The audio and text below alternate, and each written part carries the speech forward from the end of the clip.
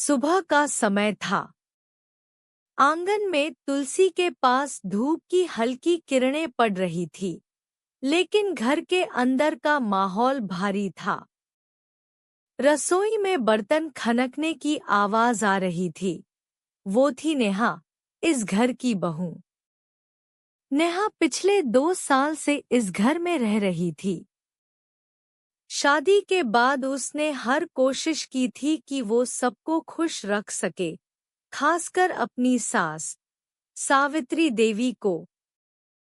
लेकिन जाने क्यों, सावित्री देवी का दिल कभी पूरी तरह नहीं पिघला। नेहा, चाय बनी कि नहीं? तेज आवाज आई।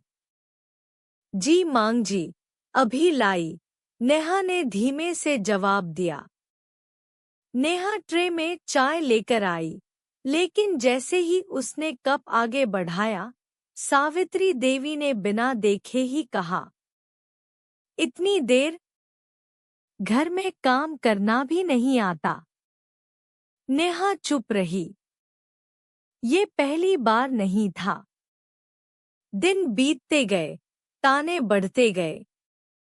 कभी खाने में नमक कम, कभी सफाई ठीक नहीं, कभी बात करने का तरीका गलत। नेहा हर बार खुद को समझाती, सब ठीक हो जाएगा। लेकिन एक दिन बात हद से आगे बढ़ गई। उस दिन घर में मेहमान आने वाले थे। नेहा सुबह से ही काम में लगी थी। सब कुछ ठीक चल रहा था, लेकिन अचानक एक प्लेट उसके हाथ से गिर गई।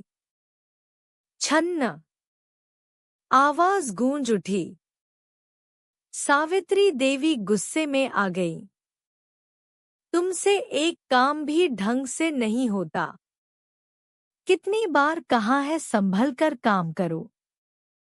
मांग जी, गलती हो गई, मैं साफ कर देती हूँ। नेहा ने झुककर प्लेट उठाने की कोशिश की, लेकिन सावित्री देवी ने उसका हाथ पकड़ लिया। बस, बहुत हो गया।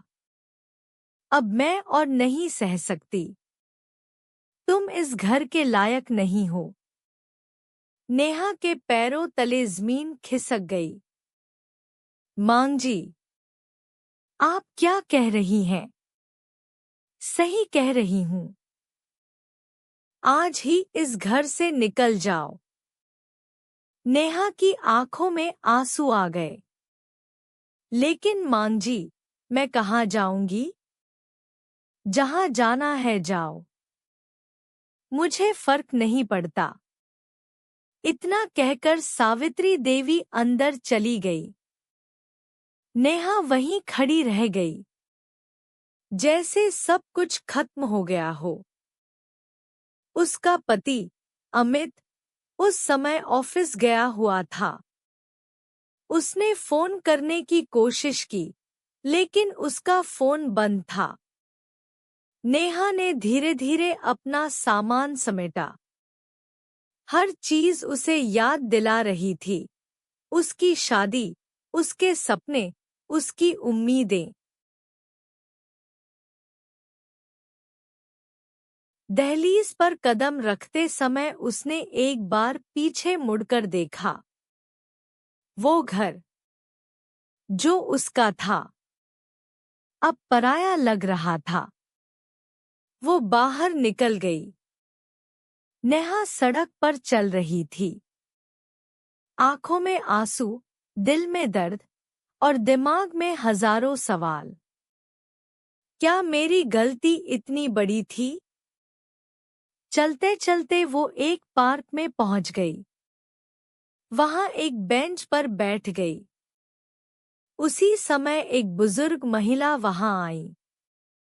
बेटी, तुम ठीक हो? उन्होंने प्यार से पूछा। नेहा खुद को रोक नहीं पाई। उसने सारी बात बता दी। बुजुर्ग महिला ने उसका हाथ थाम लिया।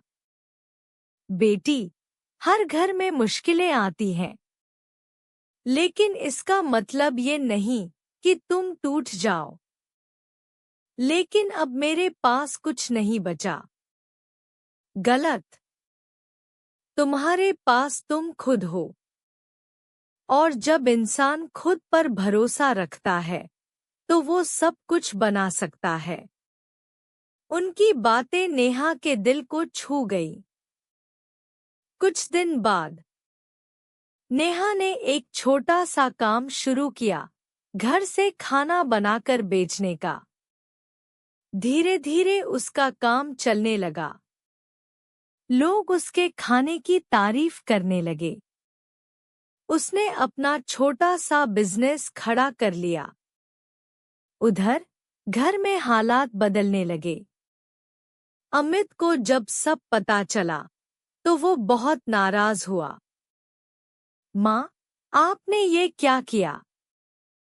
नेहा कोई गलती नहीं थी। सावित्री देवी चुप हो गई। घर सूना लगने लगा।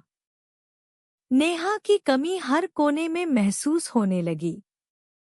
एक दिन सावित्री देवी ने खुद से कहा, शायद गलती मेरी थी। कुछ महीनों बाद नेहा अपने छोटे से किचन में काम कर रही थी। तभी दरवाजा खटखटाया। दरवाजा खोला तो सामने सावित्री देवी और अमित खड़े थे। नेहा हैरान रह गई। सावित्री देवी की आंखों में आंसू थे। बेटी, मुझे माफ कर दो। मैंने तुम्हारे साथ बहुत गलत किया। नेहा चुप रही। मैंने तुम्हारी कदर नहीं की। लेकिन अब समझ में आया कि तुम कितनी अच्छी हो। अमित ने कहा, नेहा, घर वापस चलो। नेहा ने कुछ पल सोचा। फिर धीरे से बोली, मैं वापस आ सकती हूँ, लेकिन एक शर्त पर।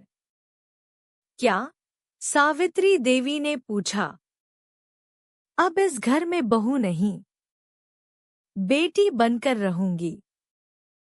सावित्री देवी ने तुरंत उसका हाथ पकड़ लिया। हाँ बेटी, अब से तुम मेरी बेटी हो। घर फिर से बस गया। लेकिन इस बार रिश्ते मजबूरी से नहीं, समझ और प्यार से जुड़े थे।